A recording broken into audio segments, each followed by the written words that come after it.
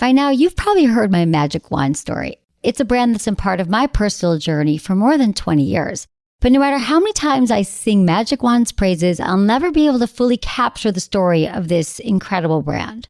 Well, now journalist and author Kate Sloan just completed a limited audio series documenting the history and impact that Magic Wand has created over the last 56 years. It's called Making Magic.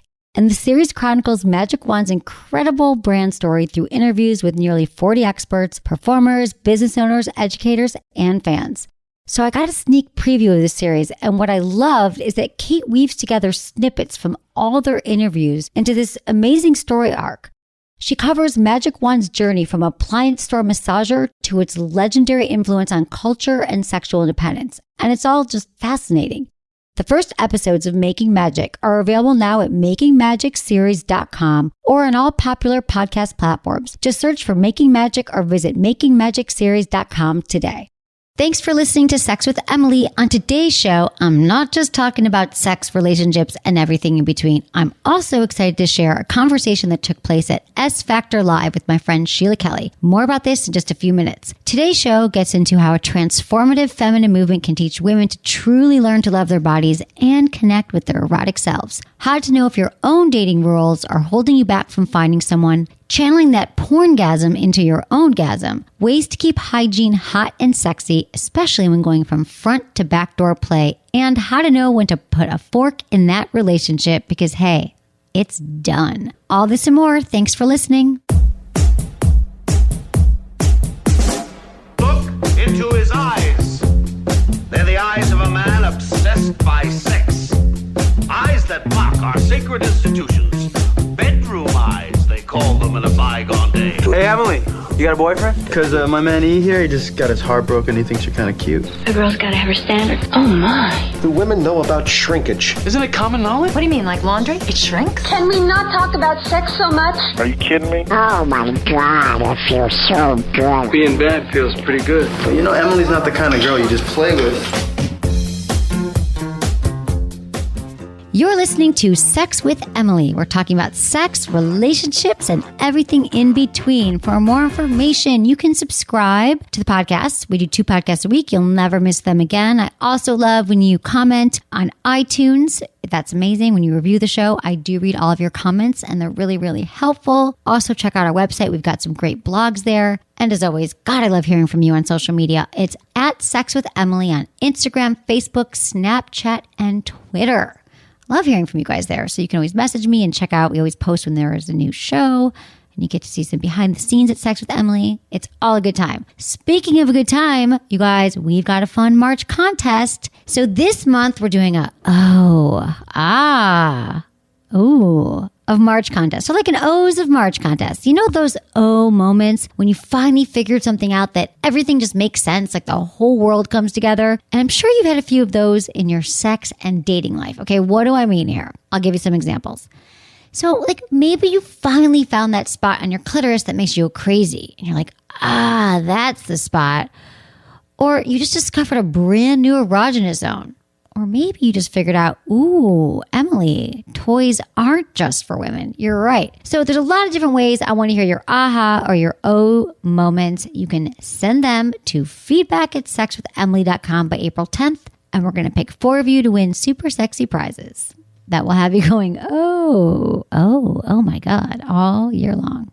I'm so excited to bring you this interview with Sheila Kelley, the founder of S Factor. If you're not familiar with Sheila, she's a remarkable woman, really inspiring. She started this transformational movement to help women connect to their bodies with a very specific practice. I'm a huge fan of Sheila and her work that gives women permission to own their erotic energy and teach them how to feel more comfortable in their bodies. And if your interest is piqued, I know it will be, you can learn more about S Factor at sfactor.com. And don't forget to click on the Retreats tab and get the details on her next live experience, Vibrantly Sexy 2018, taking place this April 12th to the 15th in San Diego. Enjoy the interview. Sex with Emily!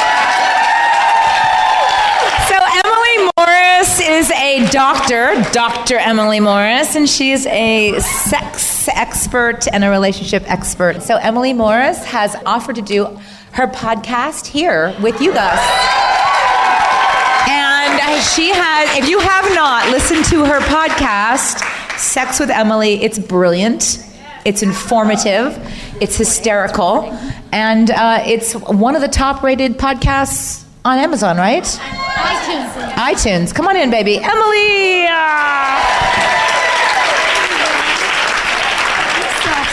And she's an S-woman. I am an S-woman. Are these what we're... Transformative. Thank you. Okay. Yes. Hi, everyone. I'm so excited. So this is going to be a podcast. We have like 2 million listeners around the world. And I wanted to bring S Factor and Sheila to my listeners because I'm a huge fan. So last year was my first year here, and I had never been.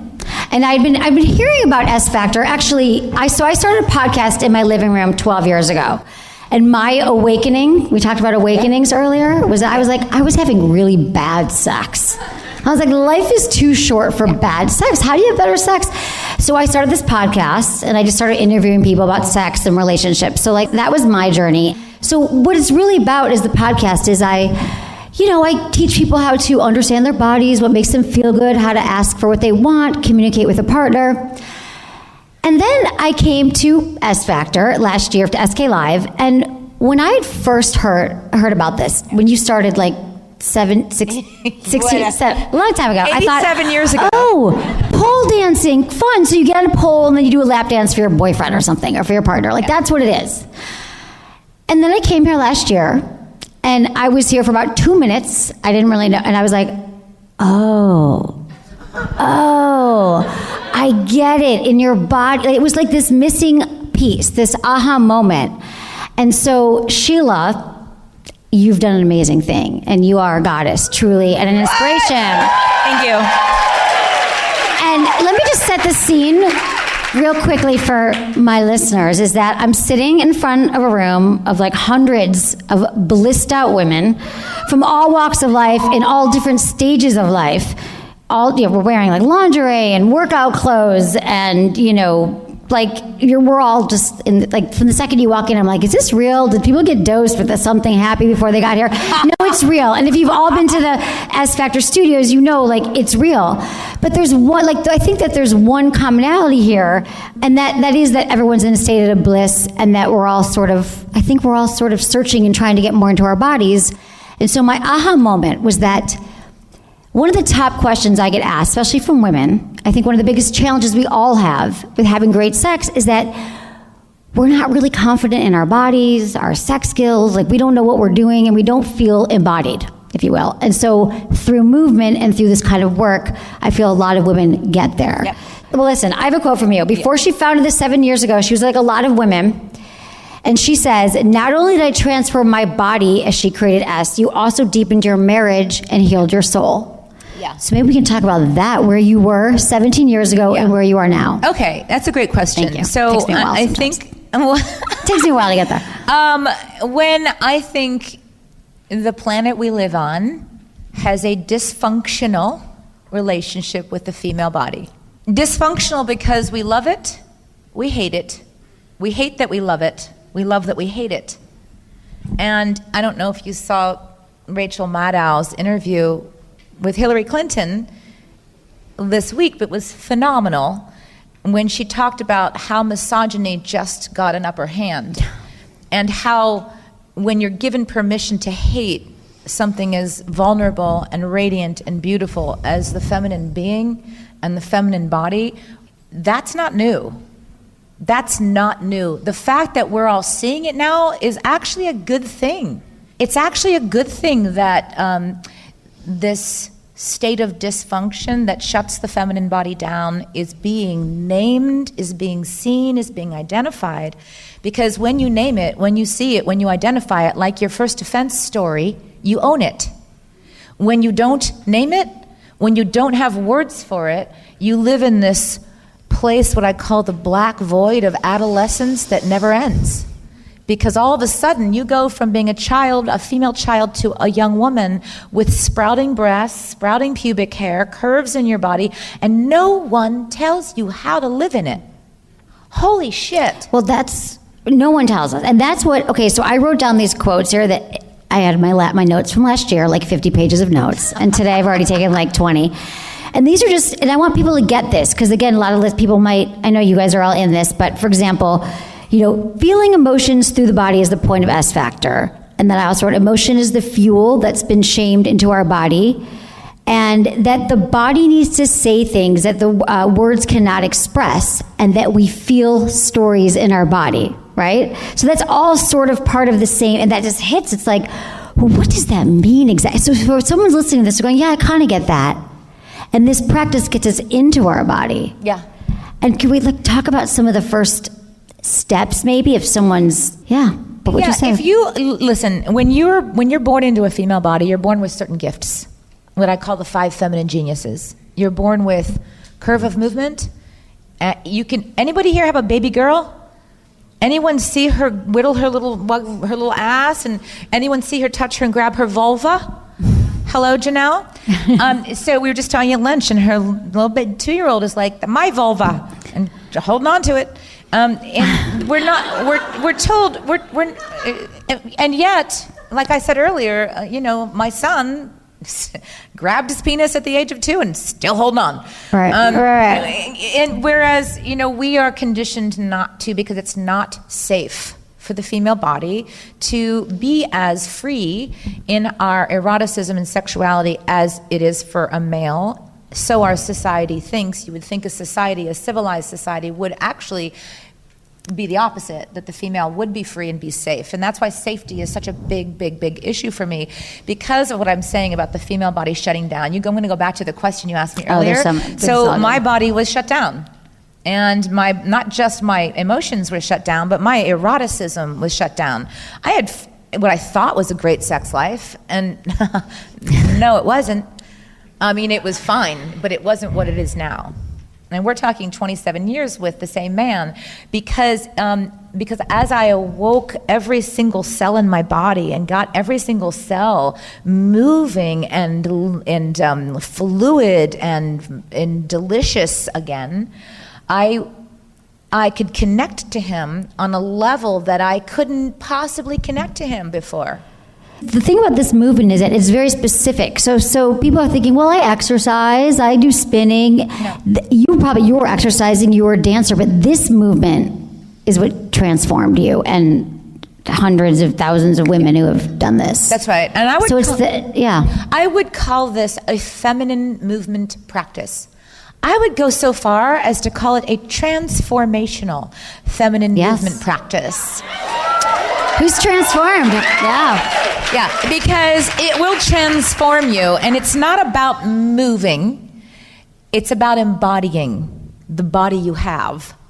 It's not about trying to spin faster than the guy next to me or the girl next to me. It's not about being on the beat like the chick over there on that pole or the chick on this pole.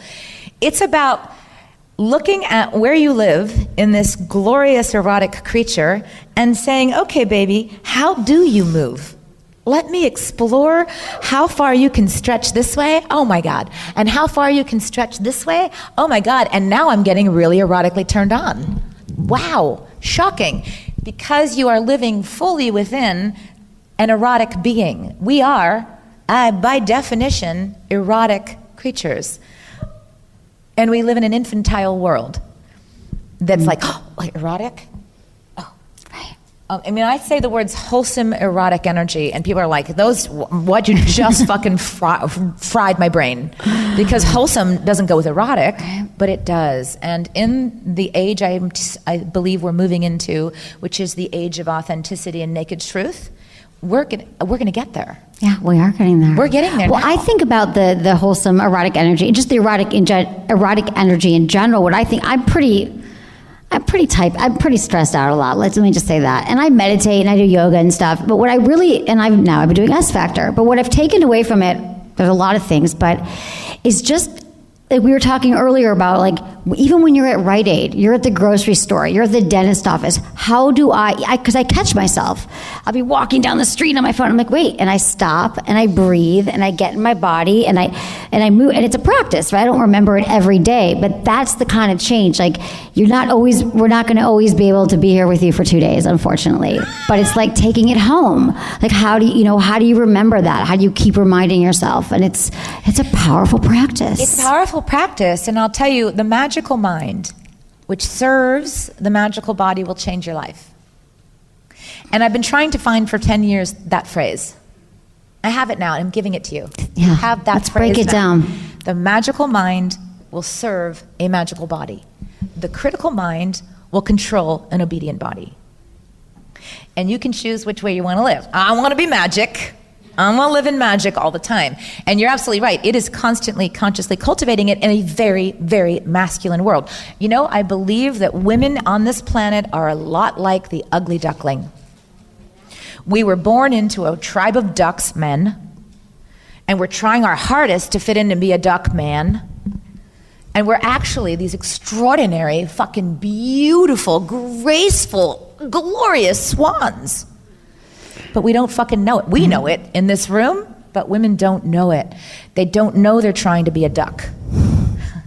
This is my favorite analogy I've ever had in my life. I think that S factor does give your whole practice, it gives you permission. Yeah. I think it makes it okay to move in the world and own your eroticism and say, you know what, it's okay that I'm in this body. And then you realize when you start to embody it yourself and accept yourself, your confidence does go up, and you see that you are attracting the kind of people that you want to be, that you want to attract, and you're the kind of the person that you want to be. Right. So if the feminine lives in the body and the masculine does not, or they're not, the masculine doesn't know what the hell to do with the feminine, right? So we all come home, like, so what do you tell women? Like, we all come home from here and we're like in it, but how do you work with men? I love men. I worship men. And that's how I work with men.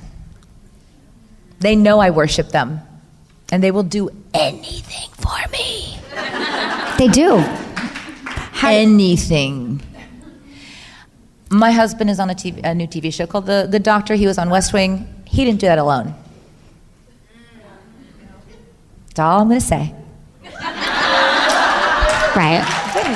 He didn't. Okay. He did. I loved him there. Right. But you knew how to, what he needed. Yeah. Worship. He worships you. You honor him. Yeah. I have 5 rules to the most epic relationship in the world. Number 1, you do you. And then shut the fuck up about it. Can I swear? Yeah. Fuck yeah. Number 2, stop bugging him. Stop trying to turn him into a girlfriend. Worship the magnificent stallion he is, and he will become more of a magnificent stallion. Number 3 is choose him. Stop looking over his shoulder for the next guy that you think might fit better. And number 4 is the 40% rule. You're only ever going to get at most 40% of your needs met by him. Seriously, come to me. I'll come to your girlfriends. Come to your tribe. That's the way it used to work. Come to your tribe for the other 60% or 70 or even 80%. Richard really fills up maybe 20% of my needs. And that's okay. I love that. This is amazing because I think we all try. We want him to be our everything, right? Yeah. Our best friend. We want him to go shopping with us, help us with our problems, pay the rent, change a light bulb, the whole thing. And we're like, why? Like, just do a few of those things. It's okay. Yeah, you want to castrate your relationship, get him to change the fucking light bulbs. Exactly. But it's like so it's almost like these changes can happen instantly. Instantly. Letting go of all these expectations that we have that are kind of never going to get met. Kill them. Expectations to me is just another way to spell disappointment. It's true. So the 5th rule. Go. 5th thing. 5. Go. 5. King him. You want to be a queen? You better fucking king him. That's all. So king him. simple. How do you king him? Just, you were saying earlier you text, you king. How do you king? How do you king? Worship. And you get it back. I wake up every day, and instead of going, what do I need? I go, what could I do to make him happy today? How could I make him love me more? How could I turn him on more? How could I elevate him? How could I make him feel like the fucking king? And the reason why that's so evolved, like such an evolved way of thinking about it, is if you go back to the 50s or something, you'd be thinking, well, you sound like a stay-at-home housewife. How can I serve him? Should I make him dinner? We're talking about the energy. We're talking about you're serving him and you get it right back and he's serving you. That's right. And it's, what I love about this also is that what you do is it's not about words. No, it's not. It's about being in your body and feeling it and kind of bringing that energy, which is why on a podcast I've had, I'm really trying to bring a lot of this stuff to my listeners to be like, I know that you can't see me moving in what we're doing here. God, I wish we could. They should just come take your class. Can't you video it? Yeah, we could. Yes, Michelle's videoing it. And here's the other thing I want to thank you for is that we did an exercise earlier, the Bliss meter. What did you guys think of the Bliss meter? You had to write down all the things that make you happy. I love this exercise. Yeah. And then you have to put how many hours a week you spend actually, doing those things. We're all free agents, right? Like you think I should probably spend a lot of time having sex, for example, or breathing or walking or smelling flowers. And then you're like last year, so it was amazing. And then you do the formula. I could put this on my website as well. How you figure it out. And it's like this, whoa, I'm spending, because let's say you sleep how many hours a night, 7 hours. It was like, let's say it's 120 hours a week, and then you divide that by the hours that I'm blissful in a week. And last year, I was like 7% bliss. Woo! It was not a good day. Not a good number. But this year I was up. I was like 28% bliss. So high five to you. That's huge. And Emily, that's actually, I want to speak that because people need to know that this is an incremental journey. Right. And you earn your way into full ownership, full bliss, full what I call the magical body and the magical life. And if you just think, I can come for a weekend or I can listen to Emily once or twice and I'll be better. No. It's a journey. No, it's a journey. And it's a journey of self-investment and in development and growth. And it's so incredibly worth it. We go to college, we think we're done. I'm done growing. I'm done learning. I'm going to go get a job now. And then you slowly just go, oh, fuck, what did I do? There's the ground, explode. I'm hitting, it's a crash. You're never done. It's transformative. Right? Yeah, and it's really important to constantly, consciously cultivate a magical body with a magical mind. Why do you think it's so hard for women to experience their bliss and just to do some of these things that are just, we don't take the time for ourselves, we don't do any of these things? Like, what do you hear to be because we're caretakers, because we don't think we deserve it? I think it's many women don't think there's a problem. Right. Many women don't know how depressed they are. Many women don't know how shut down their bodies are. And they're going to listen to this and go, it's not me. Mm-hmm. Well, that was my question for you. So if you're listening, how do you know it? How can people know that their body's shut down? You know your body's shut down if you're sitting on a bus and you hear my voice say, touch your nipple, and you don't.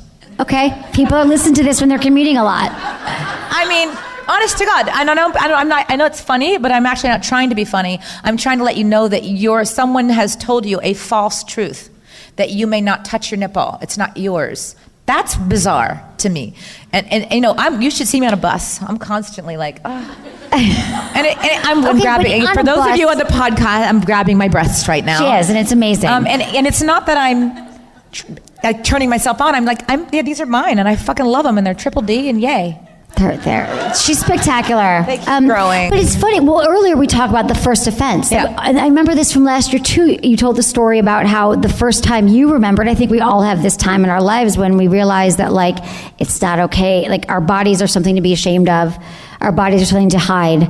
And I think that's the other kind of work that women, when they don't realize they're shut down, to think about, well, is there something that does it make me uncomfortable to touch myself? Maybe in a bus, I get it, in a major city.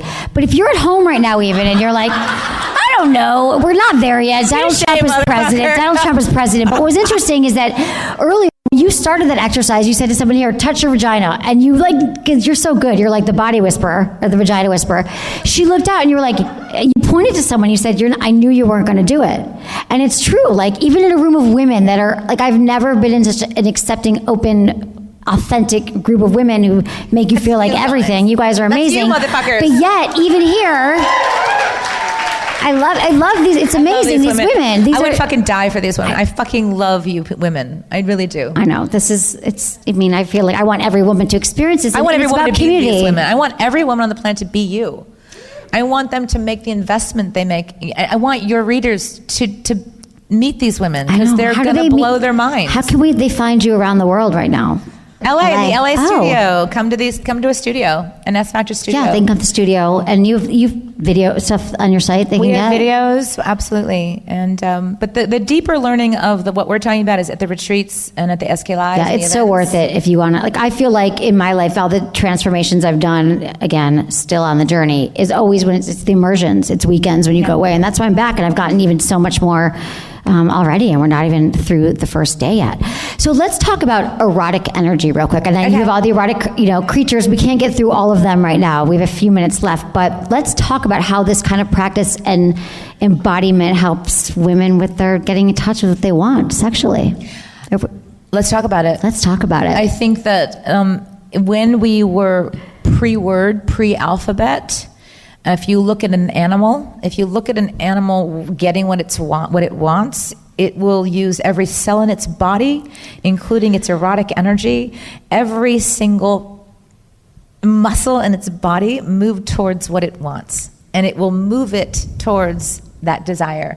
We have gotten so disconnected from our bodies. We live from the armpits up with these stupid things that we push with our thumbs all day long. And we get trapped out of our bodies. And so for me, my passion is getting people freed back into the body so that they can use that extraordinary erotic energy to take them where they need to go, what they want to get in life. And when you're able to use the energy in your body and focus it, the erotic energy especially, this is what informs it, because I can tell people, and I know that the podcast helps. I talk about figuring out what you want, what makes you feel good, communicating that to your partner. Here's some ideas. But a lot of times what I hear from women is, I don't actually know what turns me on. I don't really know what feels good to me. Yeah. And so what I love is that here, we're not there yet, but today in this, there are some ways that the tools that you have that help people get to that point of like, oh, that's it. Because you can't think your way into eroticism. You can't think your way into having better sex. You can't. You have to feel it. And so that's what I love about your work. Absolutely. And you have to know, if I may say this, you have to know who you are as an erotic being. Where do you come from? What is your emotional core? Once you know you can know what you want. You can't know what you want before you know you. Exactly. It's always about that, yeah. And that's what we do. We skip over to, what do you want? And like, I don't touch me here. I think, touch me there. Right. I don't know. How do you want me to touch you? I don't know. But as a DC, you better fucking touch me with a lot of aggression. No. Well, right, the different kind, right, but we don't know. So you experiment, you try. It's like a fun journey. Yeah. Like what? Because I used to think that something was wrong with me, hence the bad sex when I started my show. Like, I was like, why didn't I get the memo of what I like? And I thought that like my partners or men were shipped off to some like secret school, like when they were like kids and they learned about the female body, then that would be with them and they would know how to please me. Yeah. Because I didn't know, like I didn't get the manual. And so this is sort of that manual, I guess. Being here is like how we unpack all of that. 1,000 times %. Absolutely. What was beautifully said. Thank you. This is beautiful. Thank you everyone for having me here. And check out the podcast. Thank you. I love it. All right, let's give a quick shout out to our sponsors. Thanks for supporting them and thanks for listening. I'll be right back.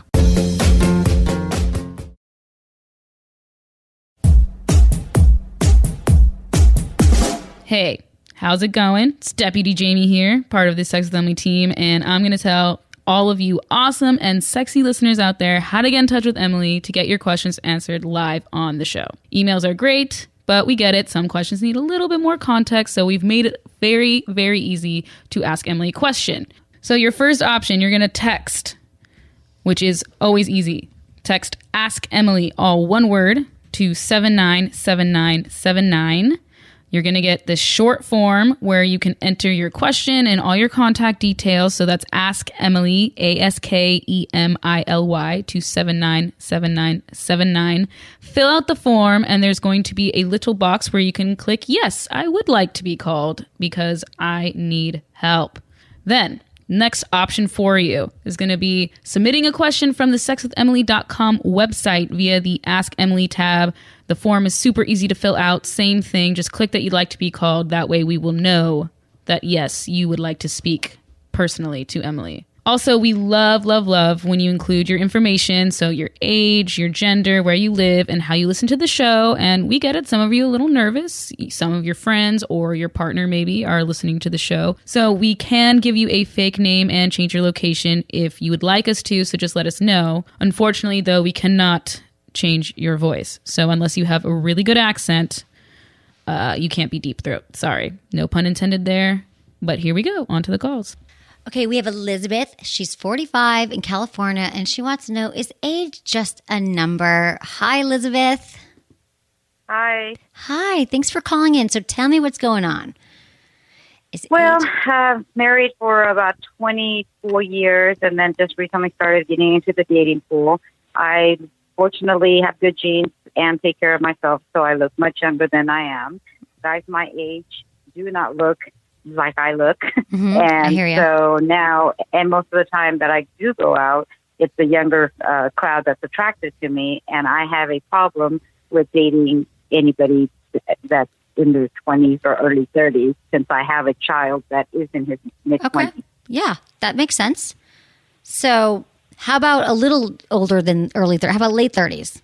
Well, late 30s does the same thing too, but I could deal with that as well. But right now, my problem is that in the late 30s, they're either barely going through their divorce or they're recently divorced and they don't have anything after the divorce is ravaged their savings and whatnot, or they're going through custody issues. And my kids are pretty much grown, so it's kind of like I'm trying to find that happy medium, and I'm not looking for a permanent relationship since I was married for over 25 years. Right. Now, so you're just looking for fun. The option is the youngsters. Yeah. Well, okay, so then what you could have casual sex, friends with benefit relationships. You don't have to, I mean, if that's who you're attracted to right now and you truly are not looking for a relationship, then maybe age only is a number.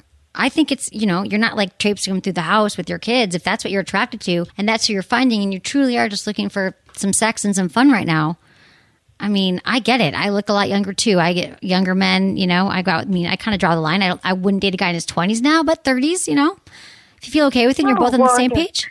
So basically, I did have a one-night stand, and I found out the next morning that the kid, and I say kid because I have one, his age is 27, and I felt so horribly bad. So I just need to find a way to get over that.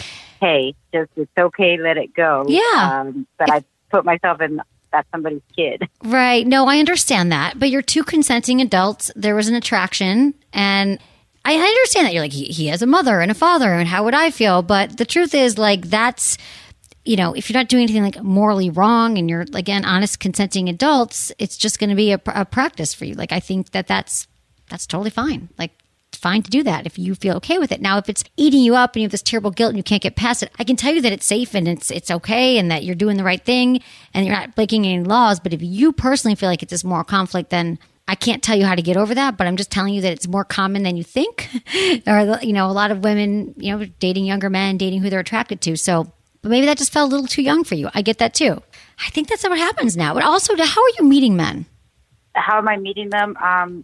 Through different websites or just when I go out just to relax. I always attract people, and they always seem to be way younger than I am. Right. Yeah, I get it because that's like kind of who's out. A coffee shop or something. Yeah. Well, I mean, and if you're not looking for a serious relationship right now, what's your concern? Is that like it's wrong? Like you're going to be? Tell me what that feels like to you. Is it some messages from the past? No, I just need to get out of my head that I'm a mom of somebody about the same age, and I'm thinking there's no way I should be dating somebody that could possibly be my son. But these guys don't look like my son. Yeah. they, they look older and I look younger, and I'm not trying to take them home to mom with them. No, I'm giving you permission then. No, Elizabeth, I'm giving you permission.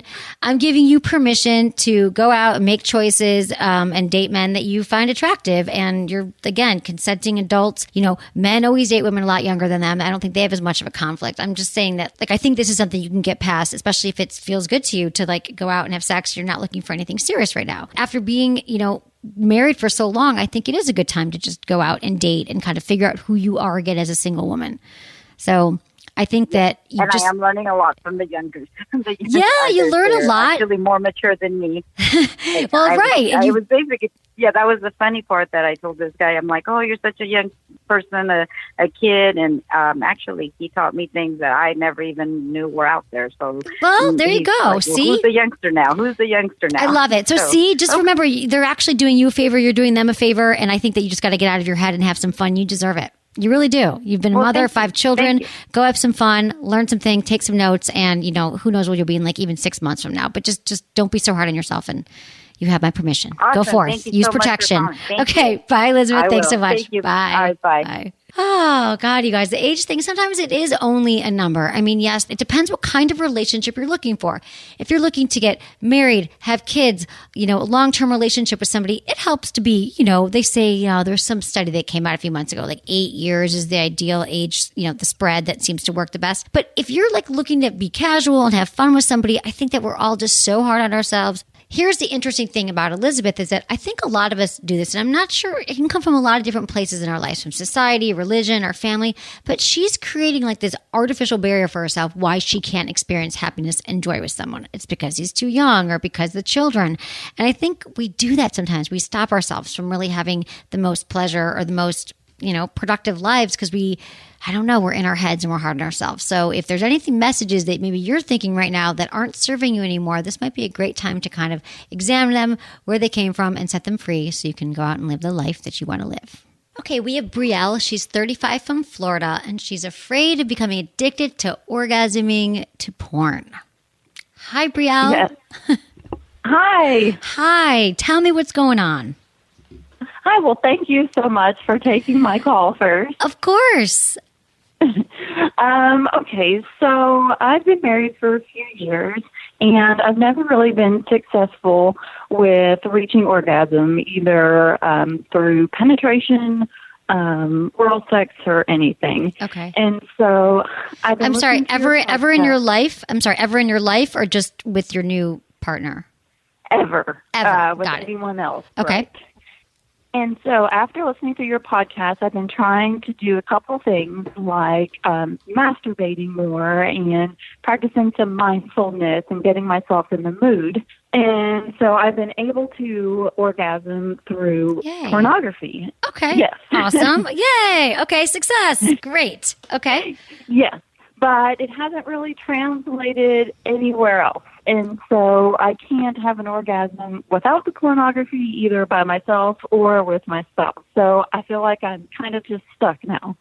Okay. So tell me what you're doing. So this is when you're masturbating on your own. Are you using your hands? Or are you using a toy? Mm-hmm. So I mostly just use my hands, and I can just rub over my pants or whatever I'm wearing. So it's not really any touchy-feely type thing because I'm really not comfortable with that yet. I'm just trying to get warmed up. Okay. But I also just recently bought the Intensity, and so I've been trying to work with that. Yes. That's and so great. That seems to help things along much quicker. Right? No, that because the Intensity builds your Kegel muscles and it does it for you. And I had the same experience. I did it every day for a few months. I mean, I still do it now for maintenance, but my G-spot orgasms became so much stronger. Okay. So now it's easier to orgasm. That's good. Yes, but like I said, I can only do it if I'm watching pornography. Mm-hmm. Okay. Well, the good news is it's only been a few months, right, since you've started watching porn and connecting to orgasm. So that doesn't mean that's a truth, right? Right now it feels that way, but this doesn't mean that this is you're only going to have to only be watching porn to orgasm. So you're not addicted at all. In fact, you're calling me at the perfect time. This is all good.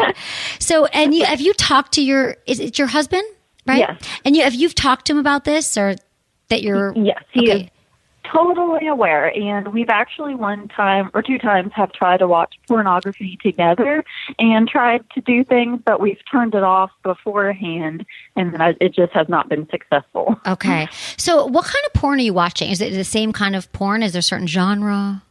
We actually started watching a show that you had two of the girls on the other day. It was kind of like 50 Shades of Grey. Yes. Skin Diamond. Okay, right. Okay, good.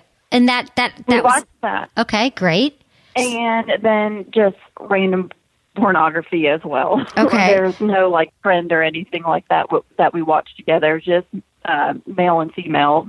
That was it. So that's okay. So that's good that you guys are trying to do it together. Now, when you said, I want to back up to something that you said. You said that you're not really comfortable yet touching yourself except for over your pants. So that's where I'm going to start, because I'm not going to be so concerned with your husband right now as far as you being comfortable with your body. So what's not comfortable about it? What does that feel like? What are you nervous about? So if I touch myself, I feel like I'm just touching my arm, or, like it doesn't, I don't really get any sensations or anything like that. The only thing that really gets me in the mood is if, like I watch pornography, or even like my husband and I together, I get excited and whatnot, but I can never reach a full orgasm. Right. So I'm learning there's a few things. Could be fun for you guys to like do mutual masturbation where you're both watching porn together. So he's kind of like closer to you in the room, and then you're used to masturbating, making your orgasm face, or maybe there's some fear, something about intimacy that you're uncomfortable with because you're with your husband. So I would recommend that, because that's kind of like a bridge that you're both in the same room, but you're masturbating. But also, it sounds like, what if have you guys ever played with any like role playing or dirty talk or anything? Because it sounds like you have a really great active imagination and that you're visual and you like, the stories. So maybe he could narrate some stories to you and some like dirty talk about like, I'm picturing this right now. And so it just sounds like it's the words and that's getting you there. So I think you guys could sort of start to bring some of these elements into your own sex life. Yeah, that sounds like a great recommendation. I hadn't even thought about that. Yeah, there you go. Because sometimes just even them narrating it, like saying, hey, it's really hot, I'm picturing this, and he's kind of telling you back what the scene that you guys watched. And I think that just sounds like you need some more of that stuff, and that would be really help you get there, because you're so close. You've come so far, Brielle. I'm so proud. I love it. So try that and then let me know what happens. But you're not addicted to porn. You're doing nothing wrong. In fact, you're doing everything right. I so love that you called, and best of luck to you. You got this. You really have to let me know, because I love this story. So I'm following you along on this journey. So much, Emily. You're welcome. Bye, Brielle. Have a great night. Bye. Bye. I love it. You guys, I love when I give you orgasms. I mean, you know what I mean. Not specifically, but through the show. That makes me so happy. And I think this is interesting, because it's like what I always say, you guys, just because we orgasm in one way does not mean that is the only way that we can experience pleasure. This goes for men and for women. So to constantly be expanding your sexual repertoire by trying new things, if you feel like, maybe I am addicted to porn, then just try, you know what, I'm going to watch porn for the first 5 minutes and then turn it off. Or I'm actually going to read erotica, or I'm going to try, incorporating other things. It's like everything. It's kind of like cross-training your sex life. So you don't get stuck in one place with it, one kind of orgasm. If you just keep mixing it up, it's A, more fun, and you're getting that variety that you want. But B, you'll realize how much potential you have for not only so much pleasure, but so many different kinds of orgasms and ways to get there. Okay, our next caller is Jim. He's 50 from Washington. And after years of ups and downs, his wife wants to have sex with others. Hey, Jim, thanks for calling. Hey, how are you? Thank you. I'm good. So tell me a little background here. What's going on? Well, I met my wife 14 years ago when she was 28. I'm 10 years older. She was just coming off an abusive relationship with a guy who was 30 years older than her, by the way. And so when I met her, she was having a come to Jesus moment, surrendered herself to God and the whole thing. And when I met her, she wanted to find a godly man, godly marriage, which is what I was into then, and which is what I wanted. So all during our marriage, she had a very, I'd say, a lack of an appetite of sex. And I thought it was due to the past relationship, the past abuse. So I kept it really low-key, sensual, as opposed to sexual. In other words, boring, okay? And she always told me, you're a great lover. It's all about you. I just want to please you. I don't have those desires anymore. And then about a year ago, she threw God out of her life. She threw religion out of her life. and she feels emancipated. And what I found out is all those years, basically, she's just been lying to me. She has told me that I've wanted sex all along. It's just been boring with you. I've been lying to myself. I've been lying to you. Now I want to go off and see other people. And that's where I am. Jim, I'm so sorry. That sounds... Yeah, you've been through a lot. That sounds like it's been a year ago she came to you and said this? About a year ago, she stopped going to church, stopped reading her Bible, which she did every morning. And then the sex between us was very different. It was like this volcano came out, and then it would go away, back to normal, little demure girl. And then a couple months later, same thing, and then back to normal. And then finally I came home from a trip, and she said, I want to be separated. I need to explore myself. I need to identify myself. I want to have sex with other people. Right. I don't know where I am right now. Okay. So what's happened, and how did you react? So what's happened with you two since then? So we're separated, and I'm having, trouble with the idea of her wanting to go out and have sex with other people when, Emily, I thought I was giving her what she wanted all those years. You know what I mean? And she didn't know what she wanted. I know. I want to go do this with other people, I'm so sorry, because this is not an easy situation, but it sounds to me like she's been on this... She's been seeking, right? So she had religion, then she gets rid of religion, then she's back into it. It sounds like there's a lot other things going on with her right now. And I don't think you could have changed this. Like this has not, even though this probably feels like it, Jim, it really doesn't have anything to do with you per se, because it sounds like she's doing her own thing. Yeah. And I really think it doesn't. And I know that's so hard to take in because you want to I want her to see that I'm the one and I made all these efforts and I've been for 13 years and oh my God, how dare she? And I get it. And you're allowed to be angry and to be upset and all this stuff. But this, I feel like it sounds like it's been a little tumultuous for a while. And the fact that she's just able to up and leave and she's telling you one thing and she's been lying to herself, it sounds like she really does have some serious personal work to do. And it might not be just the healthiest fit for you. So in a way, while it's painful, I feel like she's doing you a favor, even though it hurts right now. And whatever you can do now to kind of heal from it and move on. Were you feeling throughout this that you were very satisfied? Like you thought you were doing everything right for her. And I'm actually wondering, but I Jim. wasn't satisfied though, not at all. Well, see, here you go, that's not Jim. who I wanted to be sexually. Exactly. So, Jim, it's so right. Takes two to tango, right? There's two of you in the relationship, and you're being the pleaser, the great husband, doing everything that she needs. But I want to know, Jim. Like it sounds like you weren't getting your needs met, as you're saying, as well.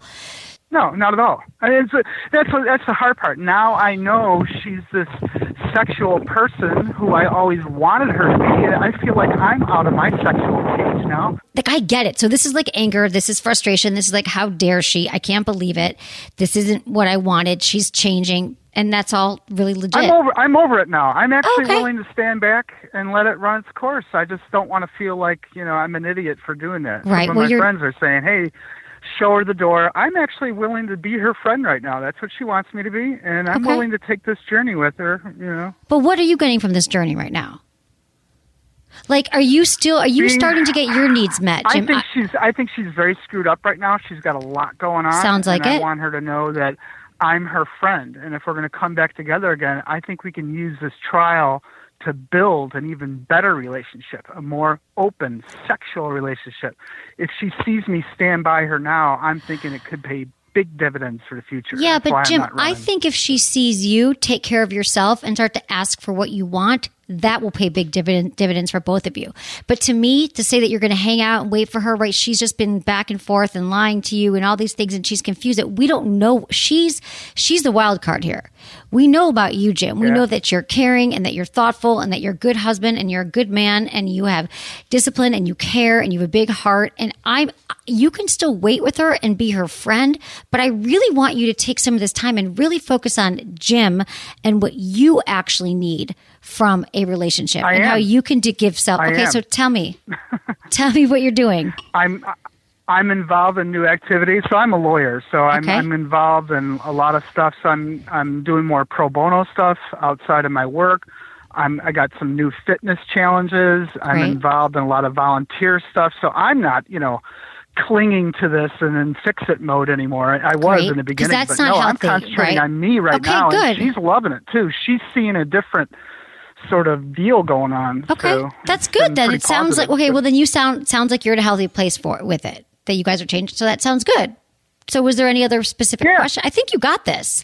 And your friends, no one's going to understand. Our friends are going to say, oh God, she's crazy. She's doing that. And I'm not going to say that to you. I'm caring about you and what you're doing. And it sounds like you're taking care of yourself. I feel like you're in a good place with this. You're not putting all your eggs in this one basket. I have a certain timeline and, I'm not going to wait forever. No, you shouldn't, because she's already shown you that you don't know what's going to happen back and forth. So as long as you keep taking care of yourself, surrounding yourself with people who are actually good and supportive of this, it sounds like you're doing the right thing. I support you. Keep me posted, okay, Jim? Well, let me know what happens. Thank you. I love your show. Thank you. Thank you, Jim. So good to talk to you. Best of luck. Bye. You too. Thank you. Bye. Bye-bye. That's never easy to go through a breakup and when our partner's changing. And we know that relationships do change and evolve and grow over time. But the most important thing is to look at your part in a breakup or in a relationship. It's so easy to blame our partners. But once you can get clear on, hey, there's two of us here, what's my responsibility? And to kind of readjust, take care of yourself. I was happy to hear that Jim's doing that. And I hope that some of you listening are like, oh, wait a minute. I'm not going to keep blaming my partner. There's something I can learn about myself. How can I move and change and be stronger in my relationship or my next relationship? Okay, we have Megan, 24, from Denver, and she wants to know how to have anal vaginal sex without risking infection. Hey, Megan, it's a great question. Hello, Emily. Thank you for having me on the show. I'm a really huge fan, and I love your podcast. Thank you so much. I'm so glad you're listening, that you found us. How can I help you today? Tell me what's going on. Okay, so my boyfriend and I have been together for about 2 to 3 years now, and throughout all the sex partners that I've had, he and I have like the best sex relationship so far, and hopefully it stays that way. Great. But recently we've been slowly getting into anal sex. So, some days we'll try to penetrate a little bit day by day and see how further in we can get into it. Okay. And eventually we reached full penetration, and it was the best sex we ever had. Wow, great. And recently we tried doing vaginal and anal sex like they do in porn. So penetrate in the vagina and then they penetrate in the anus and back and forth. Right. And it felt amazing, Emily. My boyfriend and I have never orgasmed so fast at the same time. Wow. Yeah, magical. I love it. Okay, so that's all good. And so we talked about it after, and we just talked about how we felt, and we were just so happy that we were on the same page after all this experimenting with anal sex for I want to say a good 3 to 6 months. And what ended up happening, long story short, the next day I was experiencing a lot of pain and pressure down in my vaginal area. And I wasn't sure what was going on because I never felt this sensation before, but it was very uncomfortable. Okay. So we went back to my boyfriend's house, and his mom noticed I wasn't feeling very comfortable. So she asked me what kind of symptoms I was having, and I told her I felt like I had to pee every 3 seconds, and I wasn't urinating anything. And so she told me I would possibly have a UTI. Yep. So my boyfriend took me to the pharmacy, and we got a test strip. I did the test strip in the bathroom, and it came out positive for a UTI. Okay. So I ended up buying medicine for it, and within less than 30 minutes, the pain was gone. Okay. And so I thought back, and I'm thinking to myself, what could have caused me to have a UTI? Because this is my first UTI experience. Right. And I thought about it. I was like, oh, we had unprotected vaginal anal sex. You went back and forth. I talked to my boyfriend about it. Yes. So I told him, this is, in a way, it was unsanitary, but at the same time, it was just in the moment. Right. It sounds amazing, and they do it in porn. Right. So here's what happened. You got some bacteria in you. So what happens is when you go back and forth, which they don't show you this in porn. This is why I love porn. But what they don't show you is that you actually, for example, if you're using condoms, you'd have to change the condom before you went into the vagina and then into the anus and back and forth. You always have to. But since you're not using protection, you're in a relationship or maybe you're on the pill or something, you have to at least make sure that you're clean. So I think that that's exactly what happened. You got some bacteria, and then that is what caused the urinary infection. So to prevent that in the future, what you're going to have to do is maybe you could do some stuff in the shower, have shower sex. Make sure before you have anal, though, too, that you're clean, that you've urinated, that you've emptied your bladder, that both of your hands are clean, and that you've gotten rid of, that you've cleaned yourself all over, because there still can be some feces, some bacteria. I mean, it just, that's what happens with sex. There's a lot going on down there. So you want to make sure that you're clean and that you wipe off in between.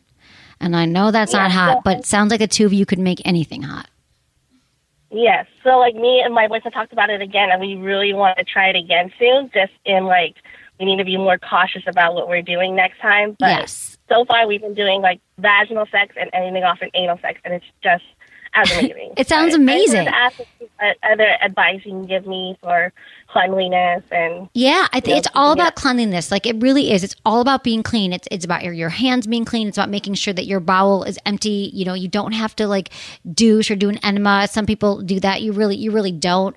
Your own, when you're healthy and you've already released your bowel movements and stuff like that. So I feel like if you know your body, you'll be pretty safe. But you really always want to you guys can shower together and make sure that in between, again, he washes off, you go to the bathroom, and then you can start again. And I know that's not sexy and they don't show you that in porn, but that's because that's not sexy in porn. But you guys could jump in the shower, the bathroom, use baby wipes. Yeah, you have to. That's just the best way to be clean, and then just pay attention. Have I clean? Is everything, is everything clean and pristine so I can keep moving forward? But that's what it is. And also urinating after sex is huge for everybody.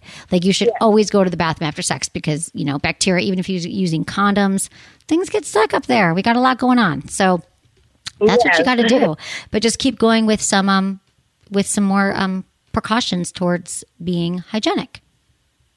All right. Sounds good. Yeah, I'll definitely talk to my boyfriend about the whole bathroom idea, because most of the sex that we do have is in his bedroom. Right. And he still lives with his family. Oh. So one of the precautions I'm thinking about is going to the bathroom, coming back, and then going back to the bathroom just to clean off. But I'll definitely talk to him about trying it in the bathroom. And and then you could also convenient that way. Exactly. I get it, because it's tough with roommates and family. You could also have baby wipes or have a washcloth with some soap on it, but that's a little messier. But you could do that. If you use several baby wipes and you get cleaned off in your bedroom, you'll probably be okay with that too. But shower sex is always a good time. Just make sure you're clean and have fun with it. I love it. I love that you guys took it slow and that you went along. Thanks, Megan. Okay, I think this is a great question, you guys. There's two things this brings up for me. First of all, you guys, porn is meant to entertain you. It is not an educational tool. It's not specifically showing you how to have sex. So the second you're copying things in porn like this, for example, it's not always going to bode well for you and your sex life. So remember, you always have to go to the bathroom after sex, men and women, and just, you want to be clean. And this goes for all kinds of sex. Make sure that your hands are washed, fingernails, and especially for anal sex, if you're using condoms, again, you have to change condoms if you're going from the back to front, front to back. That way you can avoid urinary tract infections to the best of your ability and keep on having amazing sex and incredible orgasms. Okay, you guys, hope you enjoyed the show. That was a good time. I had fun. I hope you had as much fun as I did. Let me know. I always love hearing from you. And thanks to my amazing team, Ken, Jamie, our volunteers, Shannon, Jenny, Sarah, producer Lark, Michael, and Sybil. And thanks everyone for listening. Was it good for you? Text Ask Emily to 797979.